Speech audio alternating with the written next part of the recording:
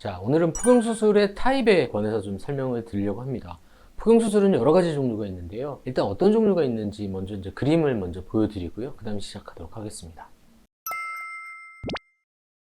그림에서 보시는 것처럼 포경수술은 이 타이트한 정도와 절개면의 위치에 따라서 이렇게 네 가지로 나눌 수가 있겠습니다. 제가 이제 포경수술의 모양이나 타입에 대해서 설명을 드리면 많은 포경이라든지 특수 포경이라든지 해바라기 모양의 포경이라든지 뭐 이런 걸 생각을 하시는데요. 심지어 이제 비뇨기과 의사들한테도 제가 이런 얘기를 몇 번 했었는데 대부분 이제 그 정도 생각을 하고 잘 모르는 경우가 많습니다. 가까운 일본에서도요, 이 포경수술은 어떤 필요에 의해서 하는 경우보다는 이제 미용적인 목적으로 하는 경우가 훨씬 더 많기 때문에 이 포경수술의 종류가 굉장히 다양하게 이제 발전을 해왔고요. 포경수술을 할 때 이제 그 모양을 선택해서 하는 경우가 많습니다. 근데 이제 우리나라의 경우는 대개 이제 포경수술은 어렸을 때 이제 어떤 선택을 하는 게 아니라 이제 병원의 방식대로 그냥 대충 시행되는 경우가 많고요. 심지어 뭐 포경수술은 대충 해야지 더 좋다, 희화해서 이제 얘기를 하는 경우도 많습니다. 성인 포경수술도 마찬가지고요. 어떤 포경수술의 종류를 선택할 수 있는 병원은 아마 우리나라에서는 이제 없을 걸로 생각이 듭니다.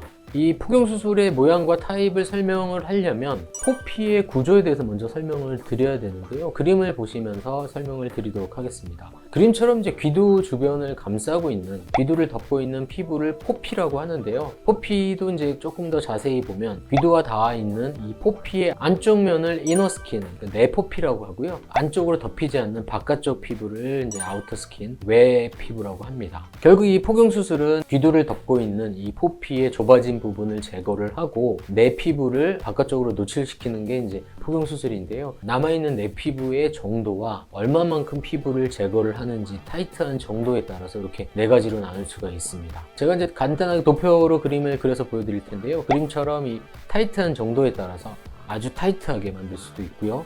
아니면 좀 루즈하게 만들 수도 있고, 그 다음에 내 피부를 많이 남긴 하이 타입과 내 피부를 아주 조금만 남긴 로우 타입으로 이렇게 나눌 수가 있겠습니다. 먼저 이 타입에 따라서 뭐 장단점이라든지 모양에 대해서 제가 설명을 드리면, 제일 먼저 이제 로우 앤 타이트, 이 방법에 대해서 설명을 드리도록 하겠습니다. 로우 앤 타이트니까 이 내 피부는 굉장히 조금만 남은 상태로 전체적으로 피부가 아주 타이트한 음경 모양이고요. 어렸을 때 포경수술을 한 우리나라에서 흔히 볼 수 있는 형태의 포경수술 형태입니다. 이런 경우는 사실은 이제 발기될 때 약간 좀 당김 현상이 좀 있을 수가 있고요.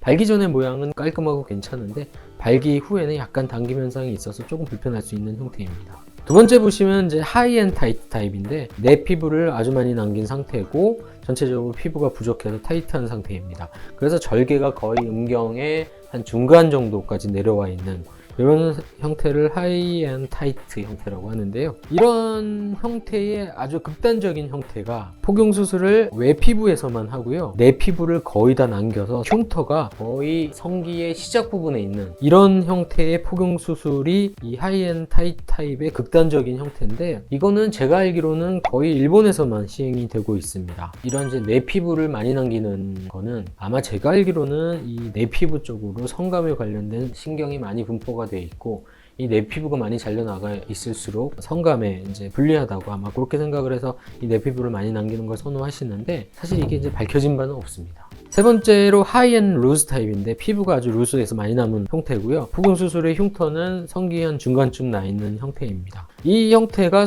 포경수술 후에 모양이 제일 안 좋은 형태고, 실제로 이제 내 피부가 많이 남은 하이 타입에서 이 피부가 전체적으로 루스하다면 귀두가 다시 덮일 수가 있습니다. 그래서 이제 이런 경우는 포경수술을 했는데도 귀두가 살짝 덮인다면 하이 앤 루스 타입이라고 생각을 하시면 될 것 같습니다. 네 번째 마지막이 이제 로우 앤 루스 타입인데, 이 모양이 사실은 제가 제일 선호하는 포경수술의 형태입니다.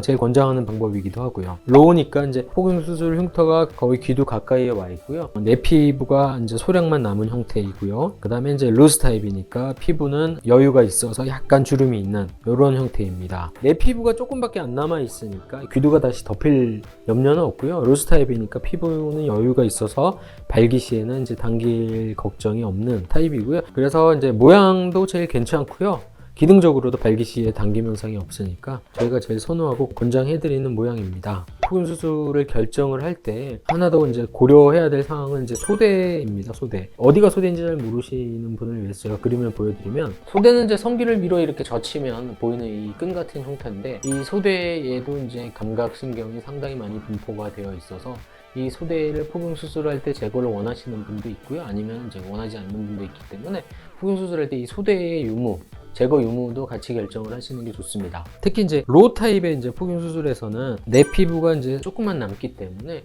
이때 이제 소대가 같이 잘려나갈 염려가 있습니다. 그래서 이제 로우 타입의 포경 수술을 하더라도 이제 소대는 남길 수가 있습니다. 이 절개된 단면이 완전 원형이 아니라 타원형으로 이렇게 비스듬하게 절개를 하면은 위에서 봐서는 로우 타입이지만 아래쪽으로는 소대가 그대로 다 보존되어 있는 그런 형태의 포경 수술도 가능합니다. 제가 제일 선호하는 이제 포경 수술의 모양이 이제 로우 앤 루즈 타입이라고 말씀을 드렸는데요. 이 수술을 할 때도 저희는 이제 이 웬만하면 다 소대를 보존을 합니다. 그래서 이제 절개면이 약간 이제 오발 쉐입, 타원형으로 이렇게 절개가 되기 때문에 위에서 보면 이제 로우 타입이지만 아래에서 보면 소대는 그대로 보존된 그런 형태로 진행이 되겠습니다.